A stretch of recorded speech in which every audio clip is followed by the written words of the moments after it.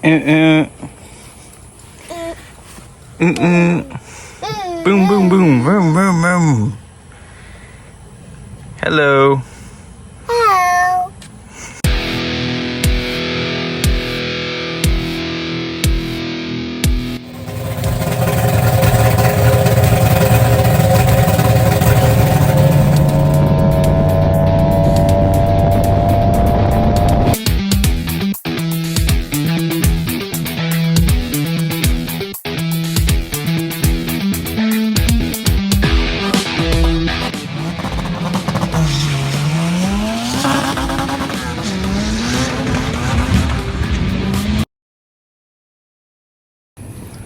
What's up, guys? Welcome back to another video. Today we're gonna be working on the daily driver again.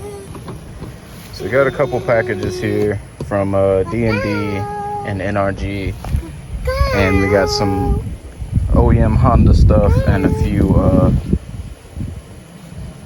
few small lighting upgrades, because today we're gonna be changing out the steering wheel and putting a quick release on, and I'm gonna pull that cluster out again, and I'm gonna try to get the backlighting to work on it. This car came with a Type R steering wheel from Japan. It was on it when I bought the car, and it's cool, but and I've always been a fan of them. I like the way they look, especially with the red Honda logo in the middle.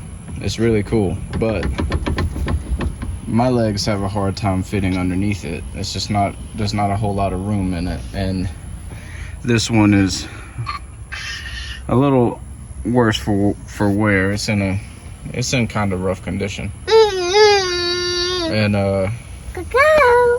I'm just not a big fan of this particular one, because it's in rough shape and it's just not comfortable to hold on to anymore. So I'm going to be swapping it out with one from D&D and putting a quick release on, so it'll be a little bit easier to get in and out of.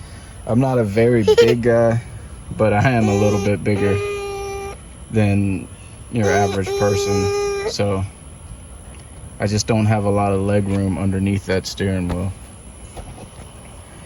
And while we have the steering wheel off, I'm going to pull the cluster out and change the bulbs in the back of it, and also have an OEM dimmer switch from Honda that I'm going to put in to see if I can get the backlighting to work.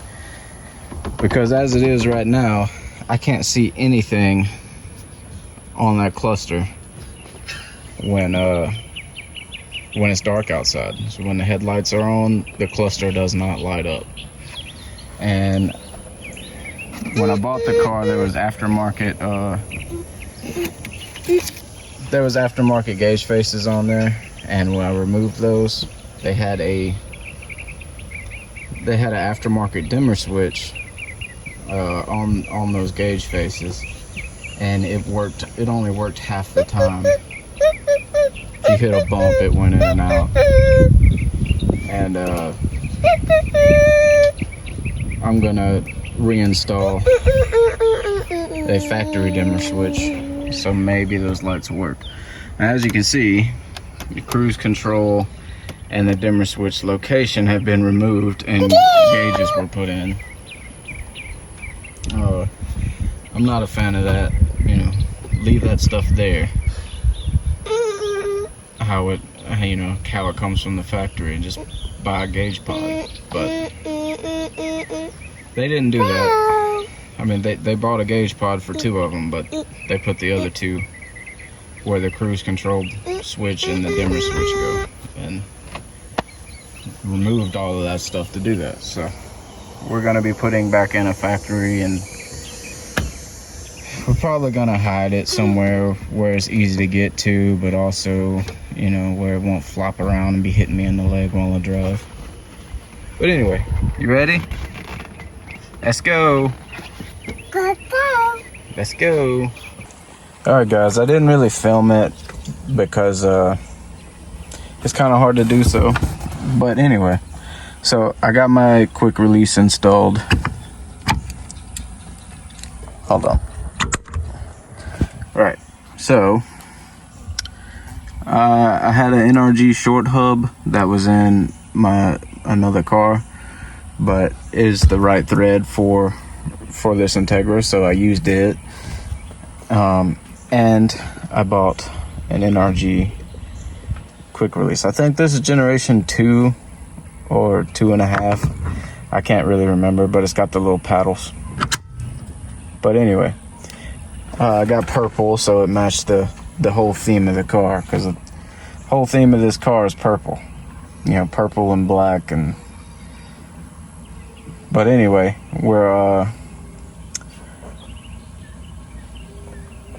I'm gonna show you guys the wheel that I picked up from D&D in just a minute. All right, guys, this is the steering wheel that we picked up from D&D.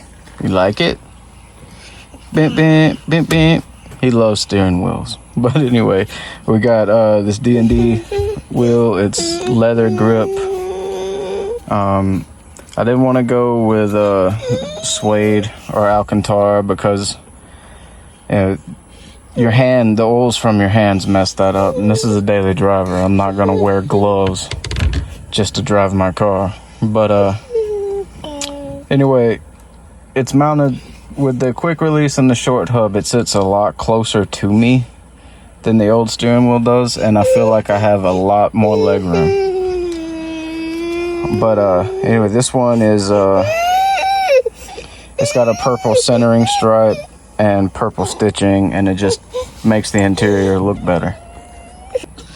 Alright guys, so the steering wheel is installed, and it's really easy to take off. You can do it with one hand.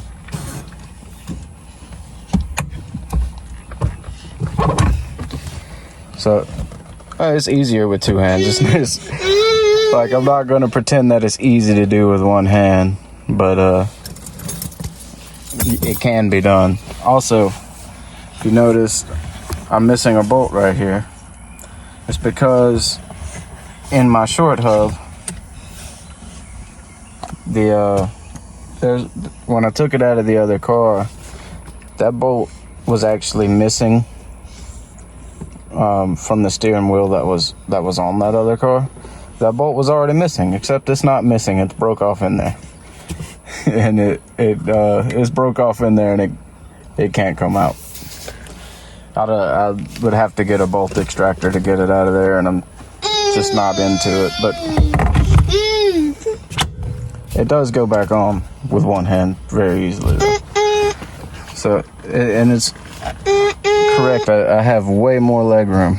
Was before my knees touched the bottom of the steering wheel, and I have much more leg room now. It's much more comfortable, and it just looks cooler. Like, it matches my purple aesthetic. So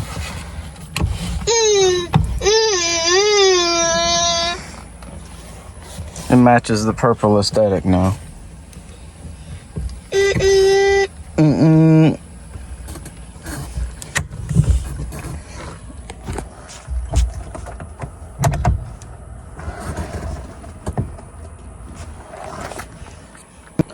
So when you order from D&D, they send you a few pretty cool things. You get this little key tag, pretty cool air freshener. Not sure what scent it is, but that's pretty cool. I didn't see any stickers, but did get a NRG sticker with the new quick release, so that was pretty cool. But anyway, if you guys haven't heard of D&D, and now I don't have the horn hooked up, I'm probably gonna put it on. Probably gonna put the horn on its own button instead of using the horn button that comes with the steering wheel. I just don't like the way that they usually wire in.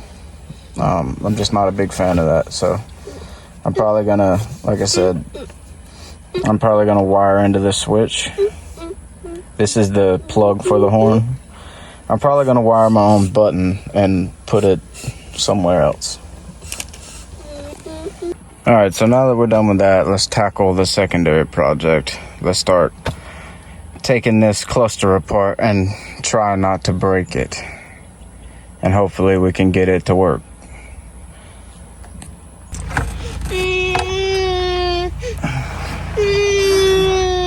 Hey, you can get in and play in a minute.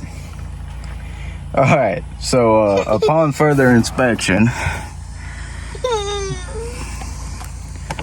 these 3 wires right here, there's one solid red, one red with a black stripe, and one black one. They've been cut. Those are the 3 wires that run to the factory dimmer switch plug. They've been cut and tapped, which is where these wires ran to. That came from the aftermarket dimmer switch. So, I cannot fix it right now. This is an issue that you're gonna have when you buy a car that's already modified, that somebody else has already been in. But also finding an Integra that hasn't been modified is a bit of a job. So if you're ever gonna tap into something to draw power and ground from, don't cut the plug off, please. Please don't cut the factory plug off like that. Use a crimp connector or something, you know? But leave the factory plug intact, so when your cheap Chinese part, you know, your cheap Chinese aftermarket switch stops working, you can go back to the factory switch. Because that's exactly what happened here. Their cheap switch for the white face LEDs they had in there stopped working, and now the factory switch can't be put back in without buying a female plug-in, the male plug-in, excuse me. So I have to order a factory connector to connect this factory switch, and I'll have to wire it back in and try to keep power on these gauges, because it looks like that's where they pulled all of that from, is right there. We'll have to see. I'll have to see, because it looks like they pulled power from that. Like they capped this one off, and I'm not sure what unless these are just taped together, but we'll fix that at a later date. Right now we're just gonna put it back together, because that's all we really can do. I'm gonna clean up some of these wires so they're not all in the way, and then I'll put it back together and I'll show you guys what it looks like with the steering wheel on, and then we'll give the car a little bath, because it could use it, and then we should be good. Alright, well, I guess got it all back together, and it looks cool. It'll look really cool when the new seats come in, but we couldn't get those lights to work, but it is what it is. Until we get a factory plug to put on there, this is just how the way it's going to be. Sometimes you run into stuff like this with any project car, really. Stuff that even some that aren't projects, you know. My point is that you're always going to run into something that the previous owner did before you, unless, you know, you're lucky enough to